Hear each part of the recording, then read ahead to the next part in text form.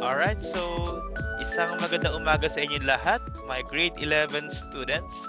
And welcome back again class sa ating asynchronous class. Okay, asynchronous na naman tayo kasi nagkaroon na naman ng ating pamahalaan lokal na tayo na naman po ay synchronous gawa ng sama ng panahon. And hopefully you are all safe and sound sa inyong pamamahay, walang gumagala at kayo nakapirmi lang sa inyong mga bahay. Alright class, so kamusta kayo? I hope yan yung lesson ko na nakaraan kahapon. And pasensya na sa boses ko doon kasi inuubo ako. Medyo ngongo ang boses ko. Sinisipon din kasi ako. Okay.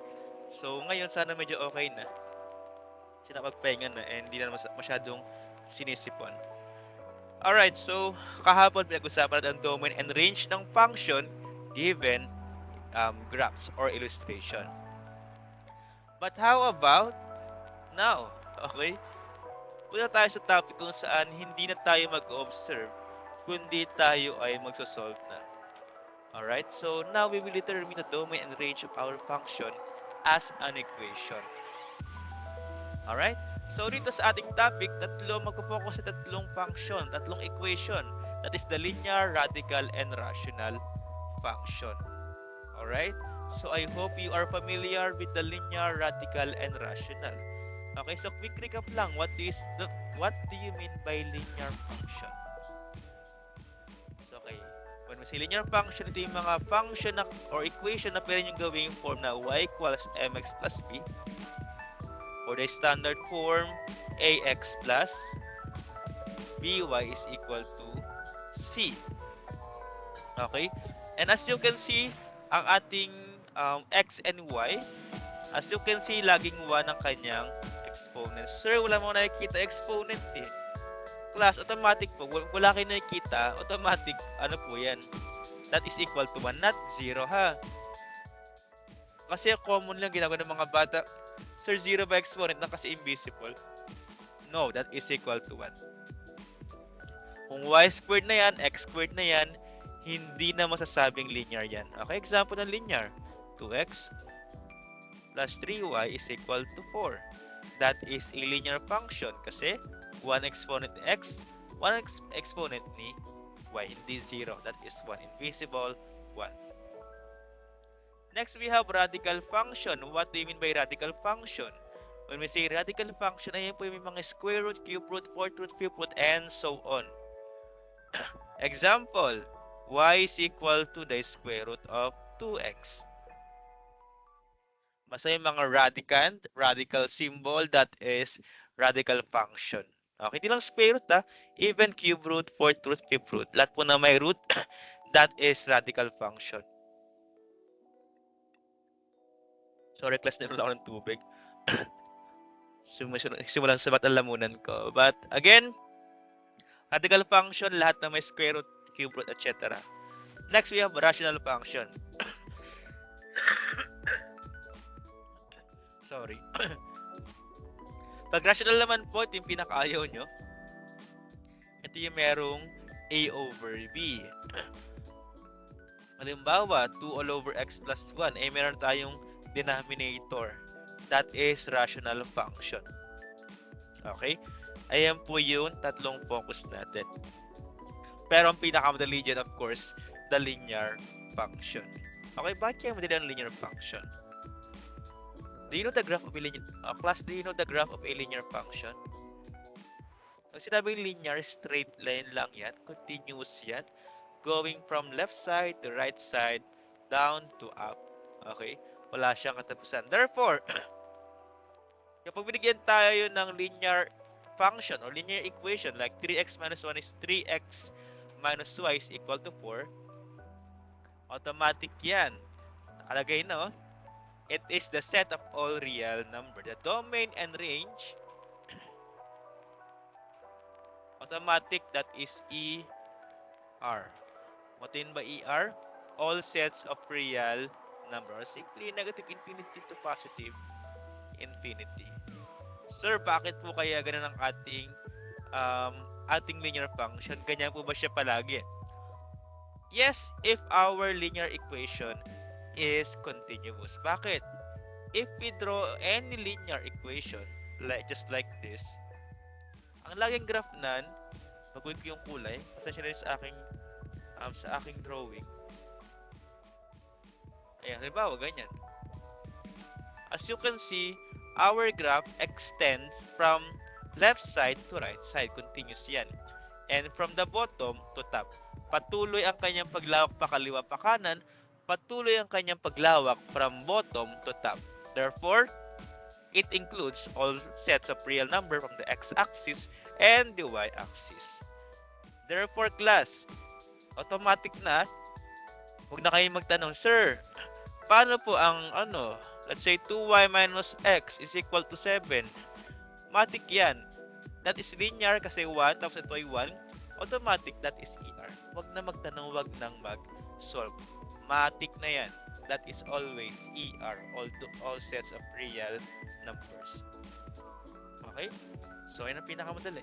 When na-encounter nyo yan, ER lang lagi ang domain and range ng linear function. Alright? So, proceed tayo sa next. Very basic naman pala. Proceed naman tayo dito sa... ano na yan? Proceed na tayo sa ating radical. Okay?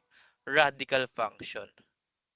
So, how do we solve radical function? Paano po sinasolve itong mga ito? Na may mga square root, napakahirap ba yan? Actually, napakadali lang, class. Okay? Very basic lang kung paano i-solve ito. Promise, napakadali lang. Okay, so paano? Simple, start tayo sa una. Y is equal to square root of x plus 1. In order to find the domain of our radical function or equation, kunin mo lang yung nasa loob ng radical symbol. That is x plus 1. X plus 1. Okay? Ano po sunod? Kapag square root, class, tandaan nyo kapag square root, hindi pwedeng bumaba sa 0 ang loob ng radical. Kasi, halimbawa, square root of negative 2. Wala po tayong square root of negative 2 or square root of any negative integers. Laging positive dapat. Laging greater than or equal to 0. Kasi kapag negative lang nasa loob ng ating radical, ng ating square root symbol, magiging imaginary na yan. So therefore, etong nasa loob dapat natin should be greater than or equal to 0.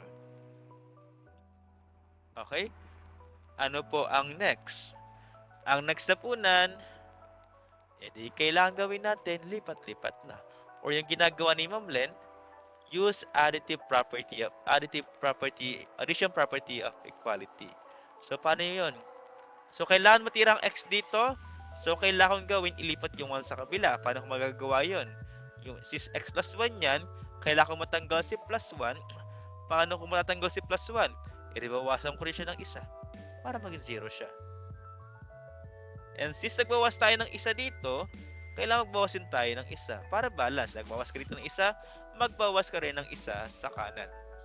Balance lang. Hindi pa rin sa kaliwa ka lang magma-minus tapos sa kanan, ganun pa rin. Kailangan pair tayo. Okay, kailangan pares. Mag-add ka sa kabila, mag-add ka rin sa kabila. Kung ilan ang binawas mo sa kaliwa, ganun ibabawas mo sa kanan. Okay, so ano mangyari dyan? So x, 1 minus 1, 0. Huwag na isulat yan. 0 minus 1, that is negative 1. So therefore, our domain is x such that x is greater than or equal to negative 1. O diba, napaka-basic ng ating domain. Ganoon lang naman ang ating domain kapag radical. Papakilaman mo lang po ay nasa loob. I hope that is clear. Okay? Sir, paano naman po yung range? Bibigyan ko kayo ng secret kung paano makompute ang range. Napakadali. Sobrang basic kung paano. Okay? Paano po, sir? Ganito lang. Tingnan nyo yung nasa loob ng parenthesis. Meron ba kayo nakikita sa labas ng radical? Radical symbol? Wala, di ba? Kapag ganyan, huwag na rin kayo mag-solve. Okay, huwag na kayo mag-solve, ha? Kapag wala kayong nakikita, ano yung sabihin ko? Wala kayong nakikita, di ba? Wala kang nakikitang kasunod sa labas ng radical. automatic 0 yan. Okay, laging 0. Kapag wala kayong nakikita sa labas. Pero kung plus 1 yan, edi 1 yan. Halimbawa lang halimbawa lang, y is equal to square root of x plus 1 minus 7. So, ganun pa rin ang domain mo dyan kasi wala tayong pakialam kay minus 7.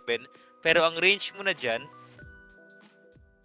ay y such that y is greater than or equal to negative 7. Okay? Basta nasa labas ng radical symbol, ayun yun. Kung wala nakalagay, 0. Pero kung may nakalagay dyan, use negative 7. Okay? Very basic. Proceed tayo. Example 2. How about this? Y is equal to 2x minus 1 minus 3. Okay? Again, let's start with our domain. So for our domain, again, ang pakialam lang natin ay nasa loob ng radical sign. Sir, kasama ba si negative 3? Hindi nga kasama si negative 3 kasi nga, yun nasa loob lang ng radical symbol. So, paano yan? So, gawin nyo lang, 2x minus 1, wala tayong pakialam kay negative 3 kasi nasa labas siya. Doon tayo sa nasa loob. Then, greater than or equal to, laging 0. Bakit? Kasi sa square root, kailangan po that should be greater than or equal to 0 dahil wala tayong negative radical sa square root.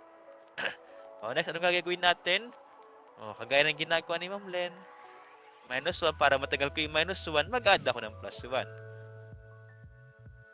Nag-asa ko isang 1 sa dito, so mag-plus din ako ng 1 dito. Okay? So, proceed tayo. So, we have 2x is greater than or equal to 1. Okay? So, ano pong sunod? Wait lang.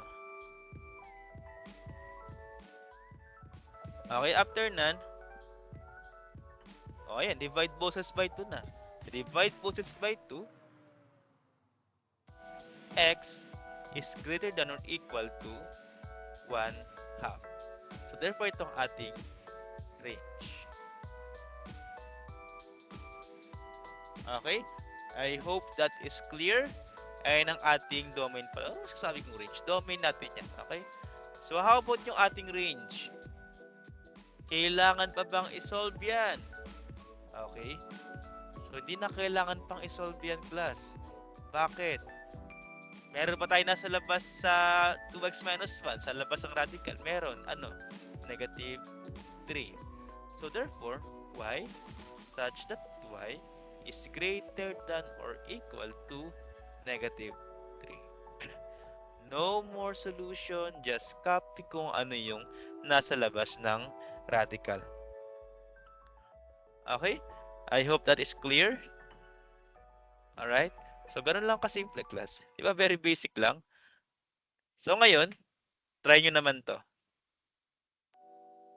Okay? Screenshot nyo, try nyo sa notebook nyo. Then, let's check pag tayo nag-face-to-face kung tama ang mga sagot nyo. At eto. Okay? Dalawa lang yan, ha? Try nyo lang pong sagutan. Alright, next. Paano mapag-ganyan? Ano yan? Anong tawag dyan? Ayan na po yung tawag natin na rational function. Ako, meron ng fraction. Ayan na ng mga bata yan. Okay. So, how do we solve rational function?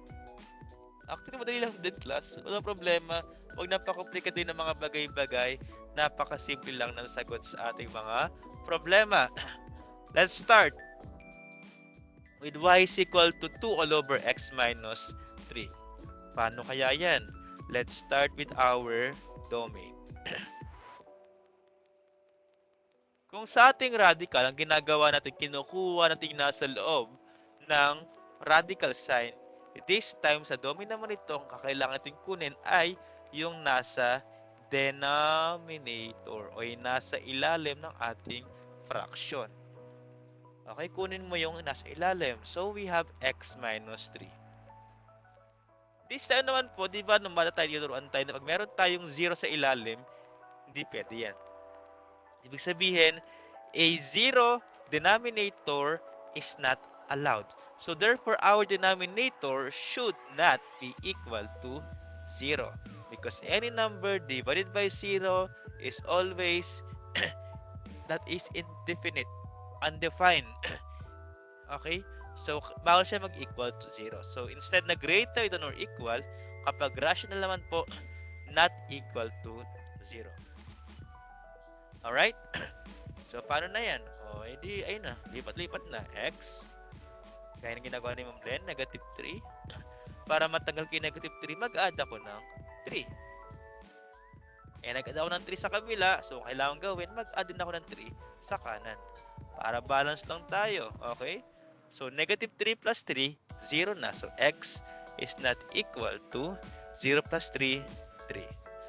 Therefore, ito ang ating domain. Ubo lang ako ha. Wait lang. Wala akong tubig. Okay. Pasensya na. Okay, so gano'n lang po ang kanyang domain. Okay, napaka-basic to, di ba? Kunin lang yung nasa ilalim. Paano naman kaya ang range? Okay, for our range naman, napaka-simple lang din. Ito lang yan, ha? Tingnan nyo yung ating given. Y is equal to 2 all over x minus 3. Ganito lang yan. Kapag yung numerator ay walang x at yung denominator may x.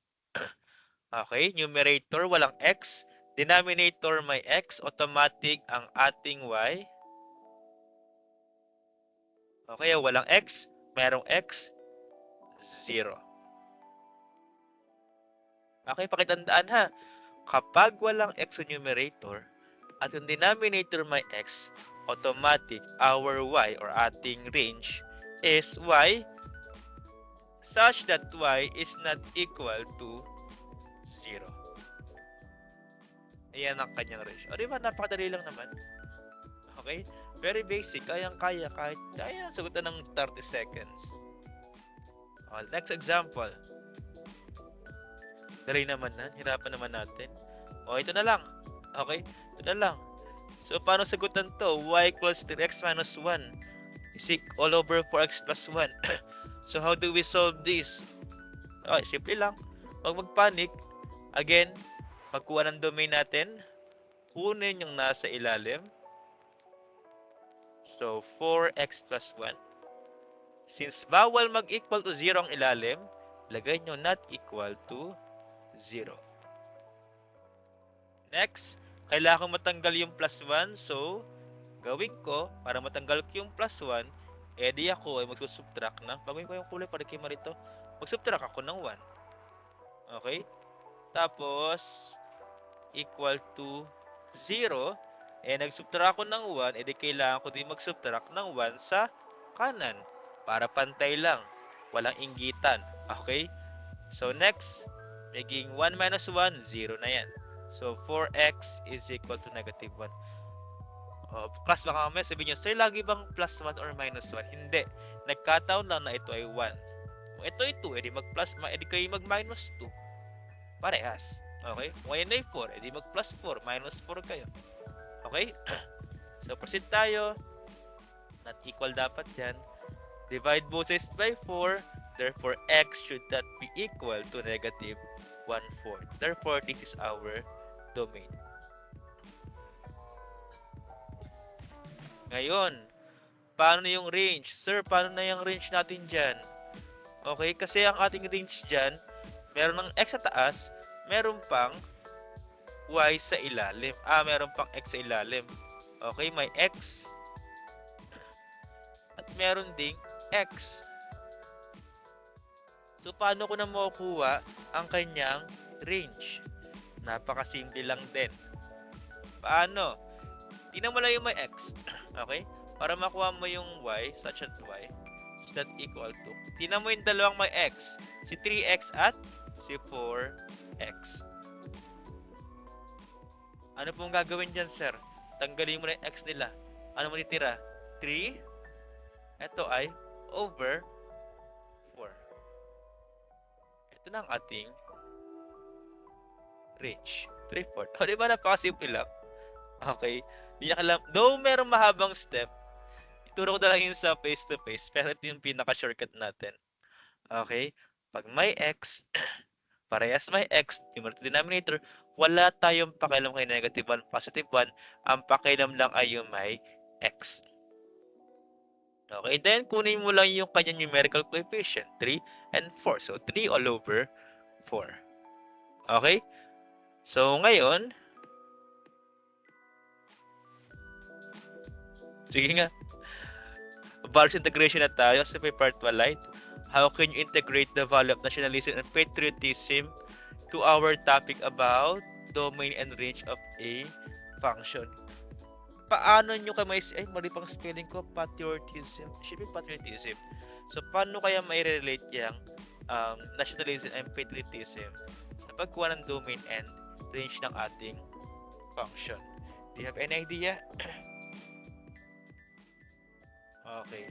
So, I want you to write down yung idea kung paano ma-integrate yung nationalism and patriotism. Okay? So, halimbawa, nationalism and patriotism. How do you show that? So, do you often say domain and range? Okay, pag sinabing domain and range ay ng input and output. Yan naman tayo sa input and output. Okay? So, ibig sabihin ng class, if we want to show our nationalism and patriotism, anong input natin? So, let's input social works. Halimbawa, tumulong tayo sa kapwa natin. Tumulong tayo pag may mga volunteering. Okay? At ang kanyang range or ang kanyang output is, sabi nga, character building is nation building. Okay? So, when we support local goods or local products, we also support our economic growth. Okay? And that is how we show nationalism and patriotism by our actions. Okay? So, ang ating input, yung pagtulong natin sa society natin, pagtulong sa classmates, doing volunteering acts, okay? And ang output nan, syempre, social change. Kung lahat ba naman tayo ay mag-volunteer for the sake of our society, for the betterment of our society, of course, ang output nan is a better society for the future. Okay, maybe not now, pero siguro in 5 years, 10 years, yung ating mga volunteer, ating mga service na ginawa for our country, for our society, ayan ay magbubunga din. Okay, so input and output, the domain and range. So, ayun lang class. Thank you so much sa inyong time. I hope pinanood nyo talaga itong video na to. Okay? So, please panood din. Then, meron tayong seat work. Okay, sorry. Kailangan ng seat work kasi wala tayong seat work. Isa pa lang. Okay? So, thank you so much sa inyong time. Goodbye, everyone. Stay safe. And God bless. I hope to see you tomorrow, face to face. Okay? So, goodbye, everyone. God bless.